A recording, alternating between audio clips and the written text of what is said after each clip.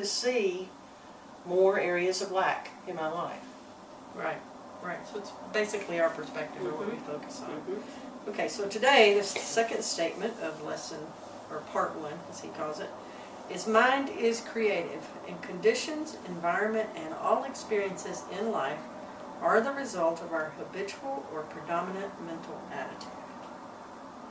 Okay, I'll read it again. Yeah, read that again. Mind is creative, and conditions, environment, and all experiences in life are the result of our habitual or predominant mental attitude.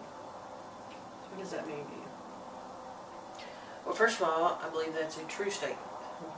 Okay, good. Because I have seen the proof of it in my life.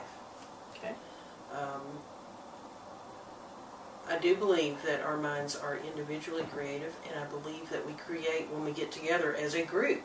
We create, and we create the atmosphere we're in. The job that I used to have, each person, it was up to them what kind of day they were going to have, but when we got together as a group, I mean, you can tell when you walk in and the tension is really, really high, and that is a collaboration, if you will, of everybody in the room. So I truly believe that statement is true. That, yes, individually our minds create, but it also creates our surroundings. And we find ourselves in surroundings that we match here.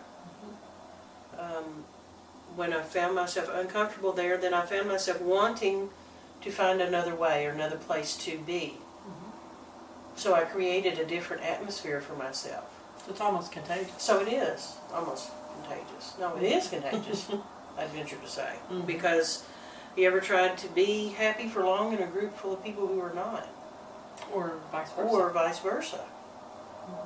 You know, being upset in a group full of happy people is difficult to do. Right. So it is contagious. So read that statement again. Okay. Mind is creative, and conditions, environment, and all experiences in life are the result of our habitual or predominant mental attitude.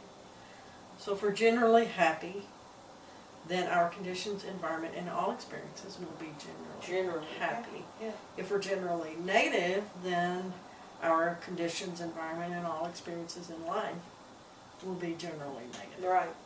Right. And we have a choice. Our mind creates what we experience in the conditions and the circumstances. I believe And the the key environment. word, though, is habitual. Habitual or I predominant. think, or predominant. I think that is the key right Doesn't there. mean we'll never because have a bad one. it doesn't mean that just because I'm generally a happy person doesn't mean I'm not going to have a bad day. But it also doesn't mean that that one bad day is going to mean it's going to ruin my entire life. Right, right. I do believe it's habitual. So it's just another way to say, you know, those things that we focus on is going to create. So it talks about a habitual or predominant mental attitude. Do you think our attitude is a matter of habit? Oh, I do. So we can I do. get in the habit of being in a good mood or being I in do. a bad mood? I do. Have you known people that have a habit of a bad mood? Yes. I have known people with a habit of bad I'm not mood. talking about me. But I'm I've also... I thought you were talking about me, actually, especially since I just came off of a bad mood, thank you. But I've also known people that have a habit of a good mood, and those people you naturally gravitate towards, you want to be around. Their energy is just, it pulls you in. But at the same measure, those who have the habit of being in a negative mood, they're almost like a repellent. And I find myself giving them a wide berth, you know. And I know when I'm experiencing that bad mood, I can feel people give me wide berth, you know, when that's going on. So yes, I do think it's a habit, just like putting your seatbelt on. When you're in a bad mood, it's like you put this shield out. It says, don't get any closer. And I'm sure I do too. I feel yours. Okay, mind is creative, and conditions, environment, and all experiences in life are the result of our habitual or predominant mental attitude. Okay, so what are you going to take away from that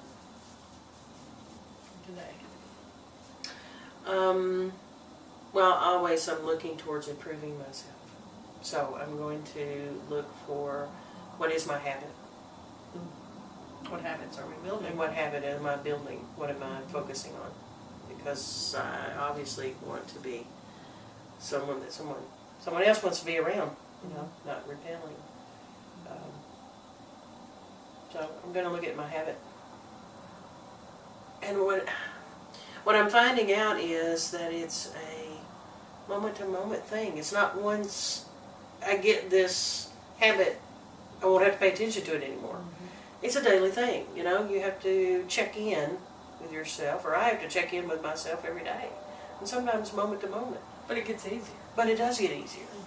It does get easier. Just like putting the seatbelt on now is something I don't hardly think about. You know, once you get in the habit of looking at the brighter side, so to speak, it does become easier. And you find yourself in the habit of doing it. Good. Good stuff. So you can Good bounce stuff. back from bad moods. Never. You can. It doesn't take quite as long. Right, and as long as you're learning something from bad mood, then it's not a waste of time either. Great. Okay, well, we'll see if the camera works.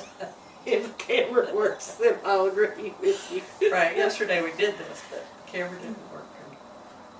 Ouch. It put me in a bad mood. What can I say?